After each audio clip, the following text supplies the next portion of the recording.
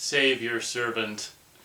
Hello, huge movie fanatic Nate, stopping on by. This time I'm coming at you to review William Peter Blatty's The Exorcist 3. And it's kind of cool because on the trailer they were going with the title Exorcist 3 Legion. Of course, this movie was based on William Peter Blatty's novel Legion, which I think was just called Legion. Incidentally, if this movie came out today, or my title would be Legion. Exorcist 3 would actually be my ultimate title for this movie. This movie is the first Exorcist movie I ever saw in 1991. This of course came out in 1990. I'd see this on video in 1991. I was still, at my young age, being 14 at the time, I was, still heavily getting into horror movies, and I was discovering Amityville movies. That year, I saw Bride of Reanimator and Exorcist 3 and all kinds of stuff. So this is the first Exorcist movie I ever saw. And it's kind of funny how, well, that's because at that age it was all about, the most recent thing. I was still in the mindset at that time that it's just well, the most recent one is going to be the best just because it's the most recent one or whatever. It's really interesting having revisited this recently. I mean, I'd probably still call the first Exorcist best, but I mean, I don't know. I might like this one more. I mean, this one's certainly a close second to the original movie. This is an absolute, in my opinion, absolutely fantastic movie, and it's great to have the guy who wrote the original, book come back to, it's funny how he wrote the screenplay based on his own novel, and not only that, but directed the movie. I don't know if this guy had ever directed a movie or done anything like this before, because this guy, I don't know if this is his only movie or not, but this guy has the most, incredible, amazing, visual style. The visual style of this movie is really cool with, wide lenses and low angles and all this kind of stuff. I really love the visual and editorial style of this movie. First off the bat, it's absolutely cool. And this movie, you might as well, Exorcist 1, 2, and 3 are kind of difficult. I mean, in my opinion, obviously, if you've seen my review of Exorcist 2, you'll know that I think that's almost doesn't really need to exist. In a way, in a perfect world, this would have been Exorcist 2. You basically don't need to see the second one at all. You can just watch the first amazing Exorcist movie and then basically watch this one. Because, in my opinion, you don't, as I said in my Exorcist 2 review, Reagan was possessed and then she was exorcised in the first movie. We do not ever need to see that character again, and that's exactly what happens in Exorcist 3. There's no Reagan, there's no Linda Blair, there doesn't need to be. This is a new story, and it's really kind of cool because the main character of this movie is a guy who just had a small bit part, kind of reoccurring part towards the middle/end of the first movie, which is the cop, Kinnaman or whatever. And although I do like the guy who played him in the original movie, George C. Scott is in Exorcist 3 to basically, take over the role of, is it Detective Kinnaman? Whatever. I think he's like a detective or whatever. And George C. Scott is in this movie as the main character. And this is what's really cool about this movie is that, Exorcist 2 in a lot of ways, I don't know, was trying to do so much of maybe the same kind of thing, in particular with having the end scene take place in the exact same bedroom that the end scene of the first one took place. And this one's really cool because it's a completely different take on an Exorcist movie. As a matter of fact, the first half of it or whatever, and maybe even the first, 2/3 or whatever, it wouldn't even necessarily resemble so much of an Exorcist movie, except for, I guess, desecration of some of the stuff in the church or whatever and all that kinds of stuff. But this movie is basically, the first half of it or whatever is basically like a kind of a whodunit story about, these murders starting up and happening that this detective is on the case of, and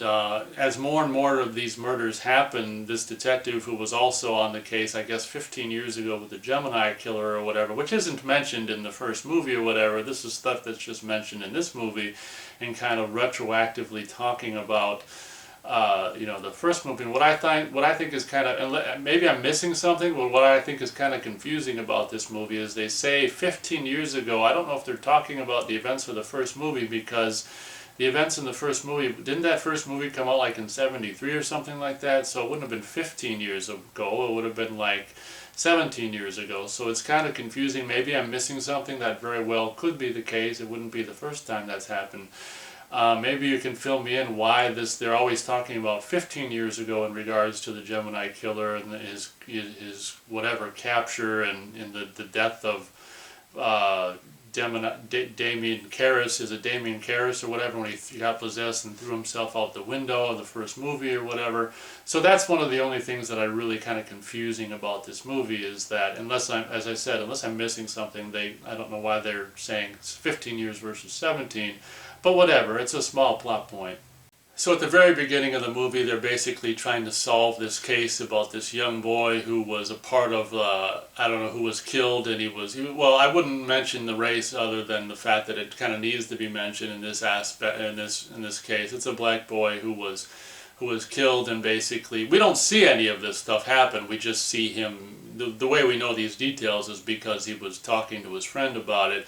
And incidentally, before I forget to mention, another character from the original movie, which is also recast, is the guy who was singing in The Exorcist. I don't know all their names or whatever, but it was the guy who was singing at the piano or whatever, and who was a friend of Damien Karras's or whatever. So this other priest guy is his good friend, George C. Scott's good friend in this movie. And what's really funny is they talk about like being such good friends when it's just like, I think they just, never mind. Wait, I don't know. I'm confused. And I think he talked about Father Karras being his best friend when they just met in the first movie and they barely had any freaking, time together, so I don't quite understand that aspect of it either. But what I was saying is the first murder of this movie that Kinnaman is investigating is the murder of this black boy, and he was like his head was cut off and he was crucified on rowing oars, and being Georgetown, that's a big thing with like the race, the crew racing or whatever of the school or whatever. So racing oars crucified on and head cut off, and his head was replaced with a statue of quote unquote Christ and painted in blackface, and it's just like, oh my God, the details of the killings are almost, it's great because William Peter Blatty is genius in this aspect, where you basically,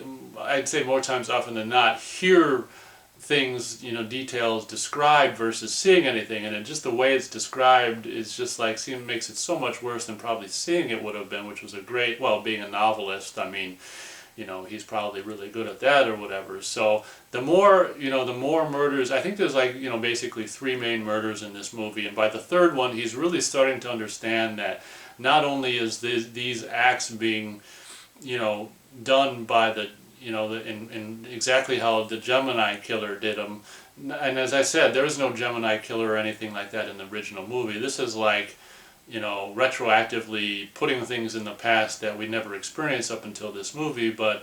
And it's really kind of cool because it's like, well, the way George C. Scott knows it's the Gemini killer is because they put out false information in the media, regarding details how he killed, and being, of course, on the case back then, and 15 years ago, he actually knows the real details of the killings, which, no one else but the Gemini killer. I suppose, to be fair, other people in the department would also know. But, so the undisclosed true, details of the killings are actually being copied this time around. And by the time the third person dies, he's like, he's talking to other people, he's like, this is more and more pointing towards that exorcism from, I think he also refers to that exorcism having taken place 15 years ago, which is not the case. It's like 17 or something. So I just don't understand that, but whatever. It more and more points to that exorcism because all 3 of these victims, the first 3 victims in this movie, had some relation to that exorcism and that incident, and it's just like, oh my gosh. And then at some point in the movie, this is kind of being a spoiler-laden review, so if you haven't seen it and don't want to be spoiled, I would probably stop watching the review now.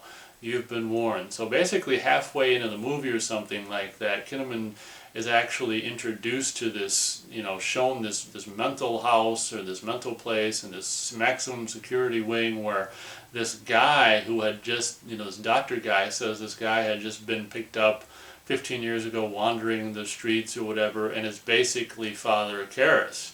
So basically what we come to find out through exposition, I guess I can understand stories through simply with spoken dialogue if it's interesting. My argument would be that this, the way this movie is presented and written, even with the dialogue scenes, are so interesting that even I can understand it because the movie, in my opinion, is so engaging. It's I can, maybe it's boring or boring dialogue or stupid, uninteresting dialogue that I can't follow. But the dialogue in this movie is not only written great, but it's performed by, you got actually Brad Dourif that actually plays like the Gemini killer. And so this guy I don't know if I should even bother going into all these details, but like the second half of this movie, the last third of this movie heavily revolves around this Damien Karras character, who's basically was a just delinquent, or just someone just wandering the streets 15 years ago and picked up. I don't know why he's in such heavy security if he's just like a guy who's just like a catatonic or whatever. But what ends up happening is, right before the murders, or right around the same time the murders start happening, the Damien Karras character is actually, shows brain power or shows ability to do stuff, and then through later on we find out, so the actual physical representation of the guy in the cell and it's actually the only character in the movie who actually reprises his role, I think, from the original movie. It is the guy who played Damien Karras from the original Exorcist reprising his role, so that's kind of cool to actually have someone from the actual movie back in this one. And one would even argue maybe the most important of the three characters from the original movie coming back to actually reprise their role. And what we find out, and when this guy talks, it's like Brad Dourif. I'm assuming, I don't know if George C. Scott is seeing a different, I think he's seeing Brad Dourif as well. Brad Dourif is actually playing, the Gemini killer, so it's actually, when we see the picture of the Gemini killer, it's the Brad Dourif face. So the reason we're changing from, Karras to Brad Dourif is because it's actually the soul of the Gemini killer in Father, Damien Karras' body. And he made, basically, from what I understand, maybe I'm getting some details wrong, but like the Gemini killer was electrocuted or killed by, electrocuted right around the same time, or maybe not long after Damien Karras died, and basically, Gemini killer had more bad killing to do and work to do. He made a deal with the evil entities, and he was actually just in the same thing with kind of like part two, and them putting, possessing healers and the young kids and healers and stuff. They thought it would be the ultimate, sacrilege to put the the soul of the Gemini killer in the body of the guy, the priest who exorcised the kid from the first movie. This is getting so complicated, but basically it's kind of cool because Brad Dourif as the Gemini killer actually explains to Kinnaman. There's a couple scenes where he's just telling Kinnaman and of course the audience of everything that's going on. That's the only way you can really make it known to the audience. Where the reason it took him 15 years to do this stuff is because that's how long it took for him, the evil soul, the Gemini killer, to revive the brain matter of this dead. I don't know how long Damien Karras was dead before he took him over. They probably mentioned it, but it might have been a detail I missed. So, and basically the Gemini killer now possessing and actually being able to make the brain work enough, the Father Karras character, 15 years into the situation, he's actually able to basically telepathically, take over the bodies of these catatonic individuals that are they're at the same hospital, and sneak them out to basically do his Gemini killings that way. So I think that's basically the gist of the movie, and it is the one complaint I'd have about the movie is it's a little detail heavy. I mean, for me, but you know, the guy's a novelist, so I guess you can't blame him. But towards the end of the movie, you know, the last half of the movie, I will say, is probably maybe for me not as interesting as the first half because it's so much exposition through dialogue and all this kind of stuff. But I will say, I mean, it is interesting and it is something that is one can definitely follow and stuff. The movie, like the first half of this movie is filled with, what I love about it so much is, you know, like the very beginning of this movie, like the first half or maybe first third of this movie is filled with really, really great character bits between George C. Scott and the guy who plays, you know, it's the guy who played the, you know, it's recast with, it's a different guy, but the character of the guy who played the piano in the first movie, and he also, I think, was a friend of Damien Karras or whatever. So I can't remember his name, his character's name, but it's that guy. So it's another priest.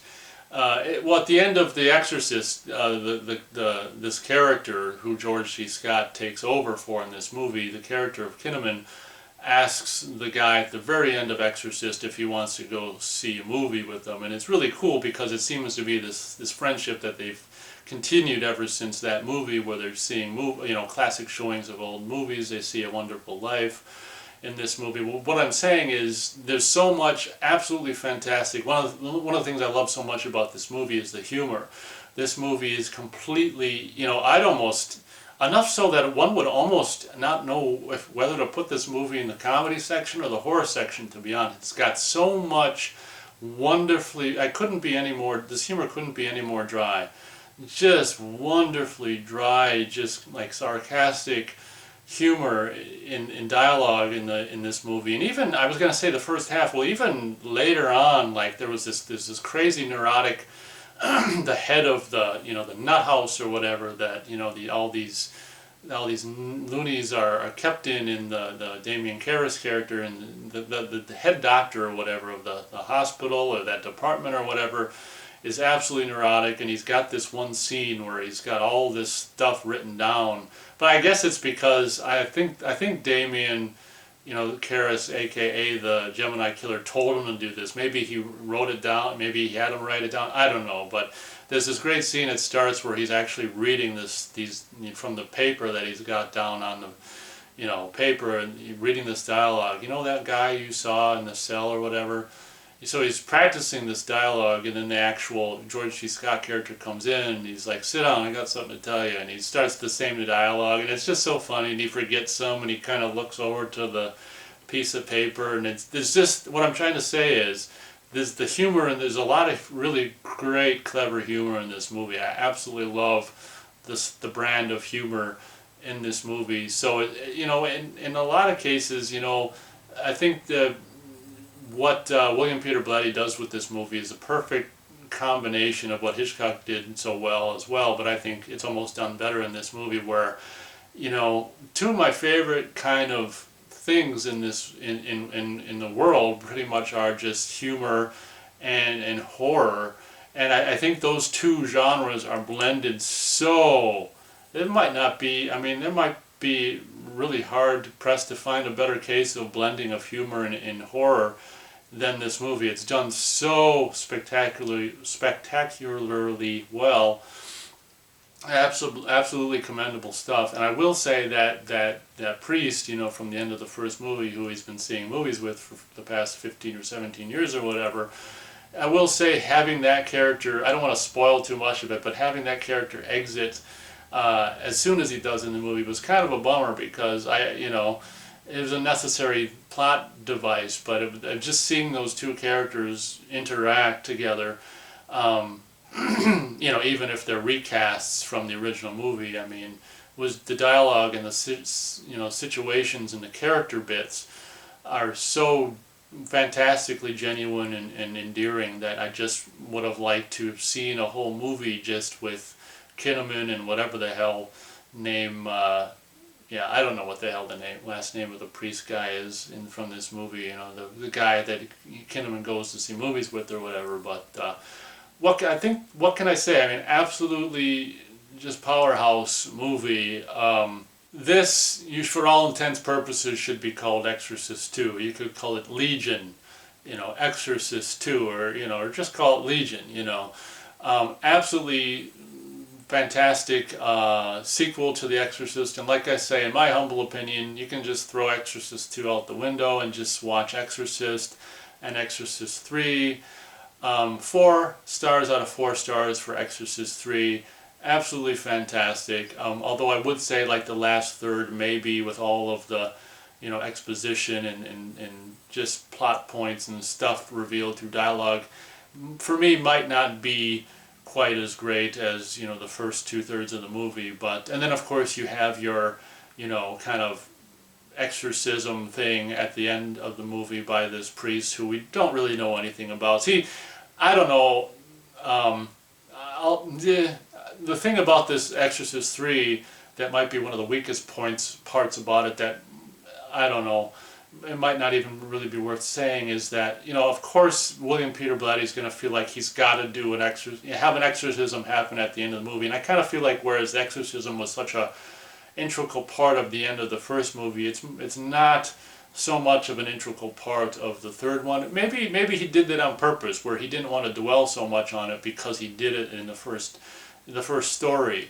Of course, not being a reader of books and stuff, I don't know how much he dwelled on it in his novel Legion, but in the movie, it's kind of, the more I think about it, I guess it's not really a weakness. Maybe it was just a stylistic choice to not have him dwell so much on the exorcism part of the movie, and it's really kind of inconsequential, to be honest. When I was 14, I was like all about that scene, and like, probably watched the end of the movie more than anything else because it was like the quote-unquote the event stuff or whatever. But all the stuff, all the gimmicks they do with having George C. Scott and this priest and stuff be thrown up against the wall and then thrown up against the ceiling, and just through visual trickery by having the actual floor being made up as the ceiling and this kind of stuff, and the wide lenses and stuff that are used make these scenes so cool towards the end, where it's like the Exorcist scene. And yeah, I guess the more I think about it, the exorcism stuff in the movie towards the very end of the movie is probably done just enough, where I'm just saying that if you haven't seen it, don't expect the time that's taken on the actual exorcism scene to be anything like the first one, because it's not the first movie, it's this one, and it's not so much about the actual exorcism scene as it is about everything that leads up to it. So I think that'll pretty much do it for my review of Exorcist 3. Super highly recommended movie, and yes, I know it is on Scream Factory Blu-ray. I don't have it, and it's really confusing because it seems like, from what I know about it, there's like 2 cuts on it, and there's a cut on it called possibly Legion Exorcist 3, either that or Exorcist 3 Legion, or the Legion cut, or something like that. One, being such a huge fan of this movie, I should probably actually check out that Blu-ray. I don't know how much more footage is in it, or what, or in a way I'm almost afraid to see it because I like the movie as it is. I don't know if I really want to see a different version, or any other added scenes, or switched around scenes, or whatever. But yes, I do know that there is a Blu-ray of this with an alternate cut, from what I understand. So obviously I haven't felt the need to get that, as I don't and have never owned it. So thank you very much for watching this review, and as always, we'll catch you on the next one.